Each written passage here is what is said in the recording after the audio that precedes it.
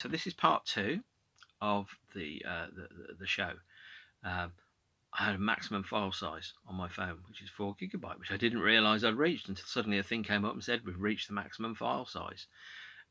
So what we're going to do is talk about where we're going to pick up with the dispute between Roger and David, and talk through kind of what that means really. So when in 2015 a 5.1 mix of metal was prepared. David has an audio engineer that he particularly likes working with. I think his name is Andy Jackson. And Roger prefers a different audio mixer. And what happened, actually, no, it might be James Guthrie. I can't remember. I think actually James Guthrie is David's preferred audio mixer. And the 5.1 mix was prepared, and Roger didn't approve it. But the discs had already started to be finalised. So if you bought the box set of the early years, which is this one here, Hugus Bocchus Seticus, the 5.1 mix of metal is on the disc, but you can't access it from the menu.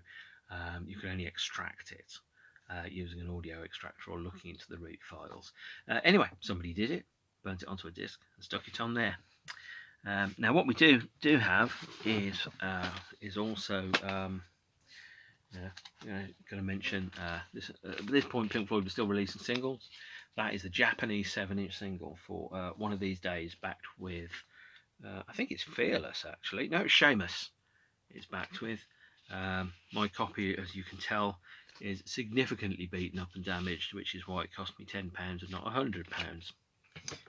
I'd rather have an affordable copy of a good record than not have a copy at all. So we're going to lean into pretty much the last era of the band, which for the purposes of this box set, are 1972. And 1972 saw the release of the soundtrack album of La Vallée, which is called Obscured by Clouds. At this point, when the band were recording Obscured by Clouds, they'd already written and started to perform Dark Side of the Moon. They were touring Dark Side of the Moon before recording it. So people were going to see Pink Floyd. They were hearing Dark Side of the Moon performed live. For example, this bootleg here, although the picture is clearly from 1987, features the first performance of Dark Side of the Moon at Brighton on the 20th of January 1972, where the equipment stopped working during Money and they went into, Atom Heart Mother. Well, that's nice. You can never have enough live versions of Atom Heart Mother, can you? No, you can't. And so, therefore, what you had is you actually had Pink Floyd playing Dark Side of the Moon a year and a half or so before it came out. But the next album that came out had none of the music that you just have seen them play live. It was the soundtrack to La Vallée, which was released on an album called Obscured by Clouds. At this point, if you like Dark Side of the Moon, give this album a shot, because it really is the band just about to step into. It's almost like you can think about, you can see exactly where they're going to go next, and where they're going to go next is wonderful. So Obscured by Clouds on this particular set, which is called Obfuscation. We have a CD here, and on the box set, I think they'd included the soundtrack to the first cinematic release by Pink Floyd, which was Live at Pompeii. This is a laserdisc of it. Naturally, I've never played it. This was released by Spectrum in Great Britain in 1982. This is the version from the Netherlands. I bought it because it looked lovely. But Live at Pompeii is a controversial release. But I'll address that in a moment. The soundtrack to it is included on here. And if you buy the non-box set version of this, it comes with 2 audio discs, one of which is Live at Pompeii, one of which is this, which is the Obscured by Clouds 2016 remix. I don't quite know why they put a remix of this, because frankly, the original mix of Live at Pompeii is fine. The original mix of Obscured by Clouds is absolutely fine. But again, you've got you open it up and you've got Blu-ray, you've got a DVD, and let's just quickly have a look and see what's on the DVD. So you've got recording Obscured by Clouds, which was for French television. You've got a couple of songs recorded at Brighton Dome. They didn't have the full songs; they weren't recording the full set, by the way. So they've only got Set the Controls for the Heart of the Sun and Careful with That Axe, Eugene. You've got 4 bits and bobs recorded for the ballet performance, and then you've got a version of the Live at Pompeii film. Now, the version of Live at Pompeii that's on this, there's 2 cuts of Live at Pompeii. There was the original VHS release, which also I showed you on the Laserdisc, which was about an hour long.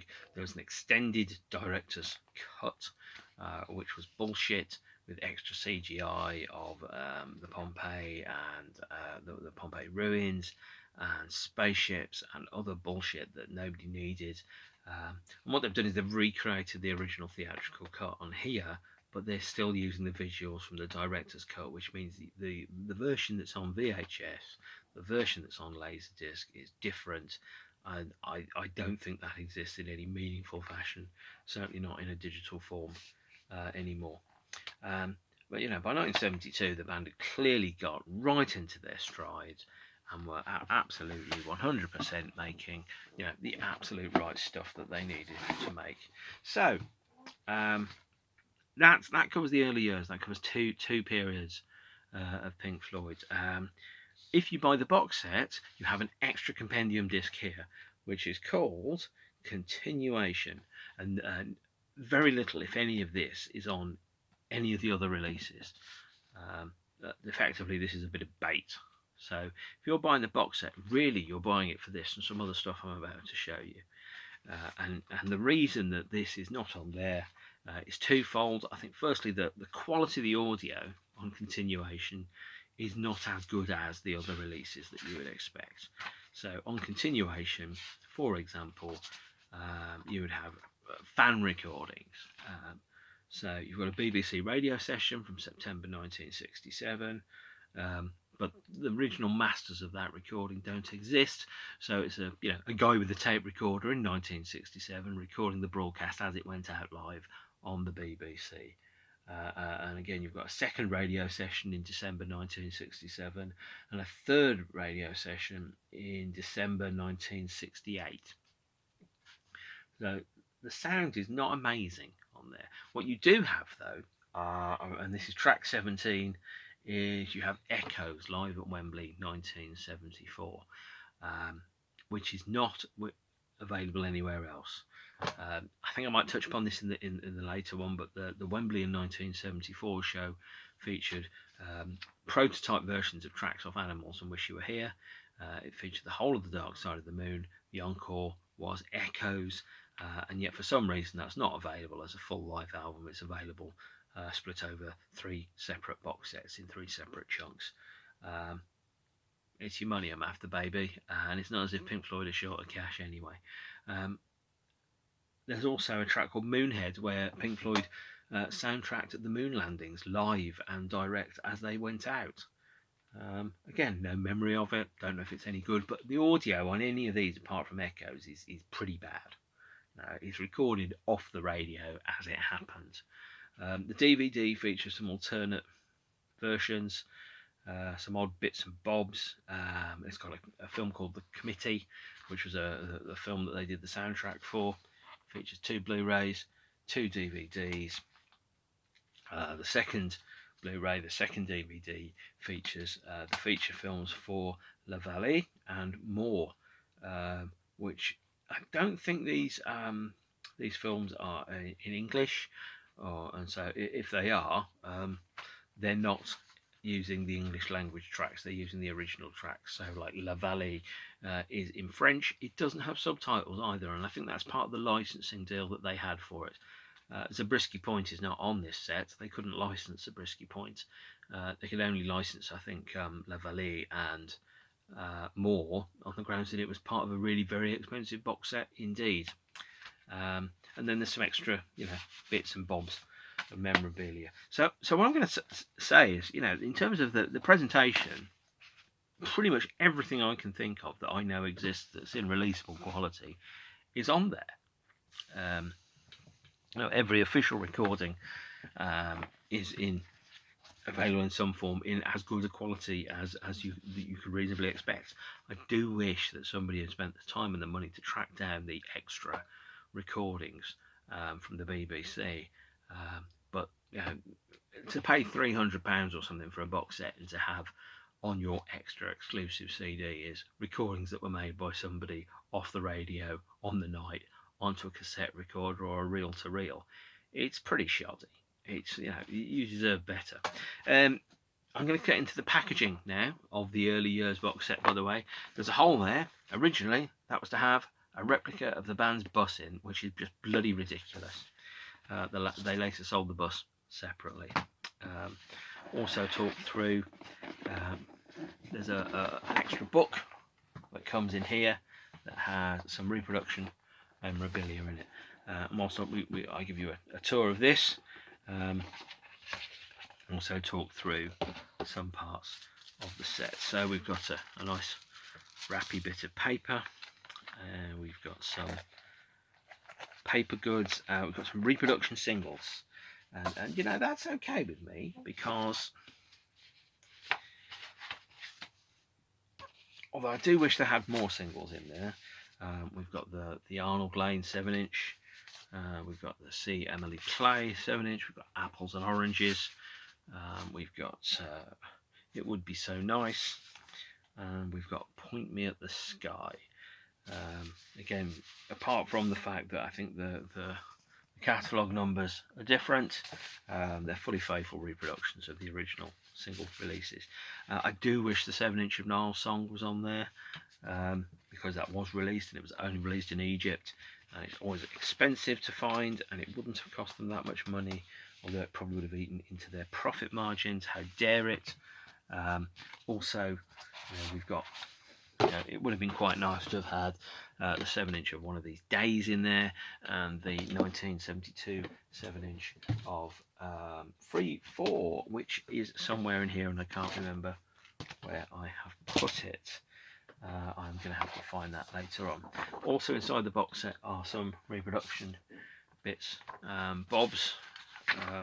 I mean, effectively, what you're looking at when you're buying this box set is you're buying almost like a little Pink Floyd museum that you can keep forever. And the Pink Floyd exhibition at the Victoria and Albert, which is touring, is kind of like just an expanded fancy version of the box set. And I'm going to quickly kind of go through here some other bits and pieces, posters, although quite why anybody would ever put a poster of this up, unless you're at the gig. I mean, you wouldn't spend 300 and something pounds on a box set and then stick the poster on your wall with blue tack, would you? Or would you? I don't know. Everyone's different. People are strange when you're a stranger. And there's some nice kind of paper goods and reproduction stuff here, but it's clearly it's like a peek into the band's existence at the time. We've got the programme, which went with 1972 shows when the Dark Side of the Moon was called Eclipse. We've got a handbill for the Rainbow. We've got a postcard of the band's first truck. God knows why. So, quickly talking about the box set as it was, this box set has been a long time in the making. So when the band had it on their radar for a very long time, for a number of decades before it came out. And I remember even I read an interview with I think one of their archivists, and the day after the last Pink Floyd tour, which was in 1994, the band then Nick Mason rang up the band's archivist and said, "We want to put out a retrospective box set of everything that we've ever done." And they sat about patiently reacquiring all of the copyrights to all of the various film appearances that they made, and TV appearances, and making sure that they had the rights to reissue them and put them out. And it took a very long time to go through and scan all of this. But let's not muck about. It's 27 discs here. There is, probably about 10 audio CDs, probably about 10 Blu-rays and DVDs. There's a lot of material on this set. There's hours and hours worth, maybe 40, 50 hours worth of stuff to watch, and it's been patiently accumulated and collected by the band over the years with a view towards putting it out eventually at some point. There is the 3/4 7-inch. I knew I'd find it eventually. For a while, a lot of this material has been very heavily bootlegged. It's been on a number of CDs, which I'm going to quickly kind of drag out. So, for example, there. You don't need to buy any of these CDs, although obviously they're now cheaper and far more available than they were previously. There's a couple of bootleg live DVDs. Pretend you didn't see that. Of various bits from various film appearances. So, for example, careful with that actor Eugene from Brighton. Was on a thing called Superstars in Concert. There's a version of A Saucerful of Secrets, which was from a film called Stamping Ground. There was a version of Sisyphus, which was from Tomorrow's World. There's a version of, I think, a track from Atom Heart Mother. And what they've done is they're basically taken all those odd little bits of film that they accumulated over dozens of years, and they've licensed them all, and they've brought them back up to quality and to standard and released them. If you've got the money and you like Pink Floyd, and especially if you like the early stuff, the box set is fantastic. But you don't need the box set.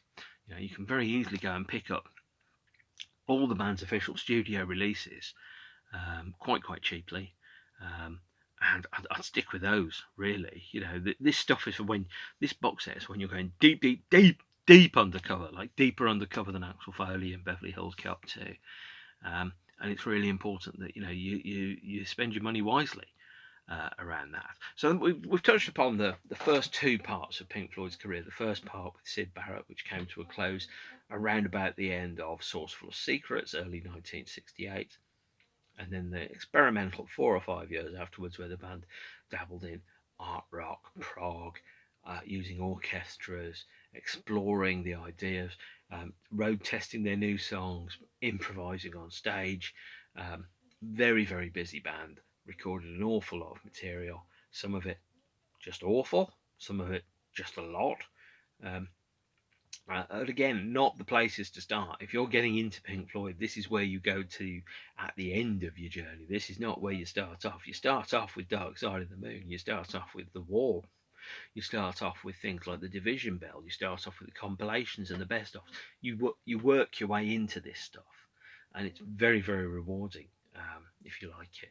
It's also the time where the band was the nearest to operating in a democracy with a fair and free flow of ideas. Obviously, some people were writing more than others. Their styles were more prevalent than others. But what it doesn't do is this box set is really for the hardcore. But I'm going to wrap up here. Thanks for suggesting this, Brian. Hopefully it's been of interest to you all. If it hasn't, I'm very sorry. That we can always watch the elections or politics or the news, because there's always far too much news going on at the moment. And I will join you again for the next episode when I'll talk through the middle-aged years full of gloomy stadium rock. So thank you very much for your time, and see you soon. Bye.